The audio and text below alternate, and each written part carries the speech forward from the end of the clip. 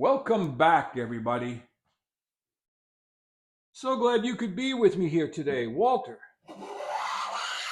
at the workbench, planing a piece of walnut. Just working on the sapwood side.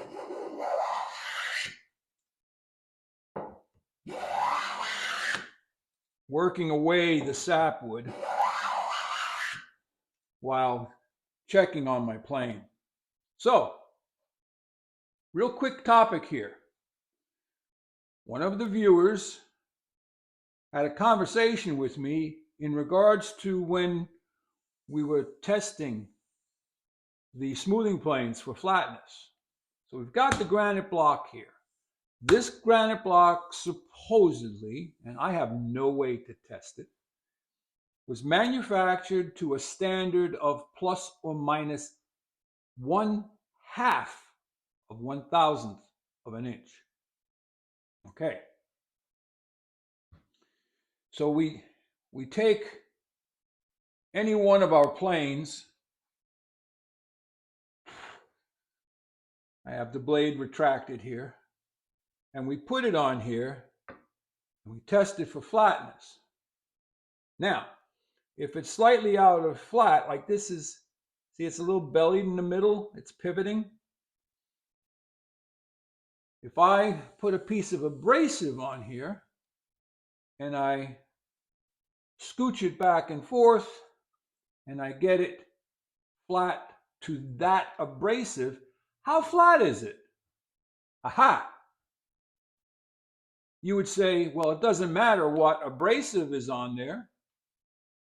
They'll all be flat to some degree.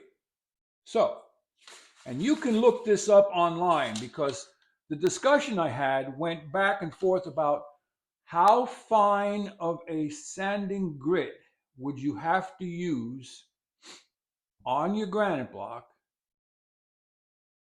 to get you to a flatness of 1,000th of an inch or less. So the one thing you want to also consider is the paper, cloth, or film that your abrasives are bonded to, the adhesive they use to bond it, and the entire manufacturing process. Is the abrasive flat and even throughout? So there's that. So I did a internet search and came up with a grit size to particle size conversion chart. So, what grit abrasive should we use to flatten a cast iron plane? Well, I used to start with 150 to 180. And I would see, where is it hitting? Well, 150 grit has an average particle size of 100 to 125 microns. What does that translate out to? 4,000th to 5,000th of an inch thick. So, if your abrasive wears unevenly, the grit particles fall off in patches. Let's say there happens to be an oddball grit particle in the abrasive that's a little bit thicker. The best you're going to be able to flatten that out to will be in that 4 to 5,000th of an inch range. However, you are creating a scratch pattern which will have highs and lows, which would also accept the waxes and the oils. And as you use the plane, the high spots will wear before the low. So over time, the plane would sort of self-correct itself. But without belaboring this topic, if you really, really, really want to take your granite stone or a piece of float glass that you know to be true and flat, you would have to go work your way up to 400 grit, which to get you to that plus or minus 1/1000th of an inch. 600 grit would get you to a 0.5 to 1/1000th of an inch. So you can look this up for yourself. It's called grit size to particle size conversion for abrasives, for sandpaper. But I thought you might find that interesting. I know I did, but I have never lapped any of my hand planes to 600 grit.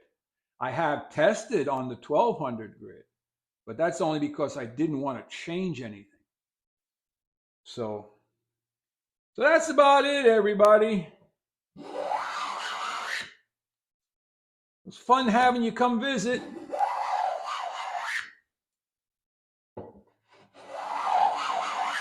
When I was apprenticing, I was taught to take the sapwood off of walnut and cherry and even oak.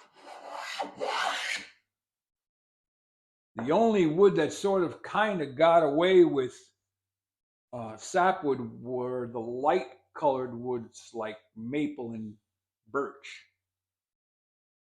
Or if a piece was going to be heavily stained or painted. Then it didn't matter because then it's wood is wood. But this piece has just a little, it's got kind of an interesting sapwood. Then it goes into between the sapwood and the heartwood, there's this red streak. So I don't know. I was just puttering while waiting for you and wanting to share this little tidbit. So I hope you found something useful, helpful, maybe entertaining. Head out to your shop. Go write some secret messages on your board edge, and then you create these little curls and leave them somewhere for somebody to open up and read. Walter out.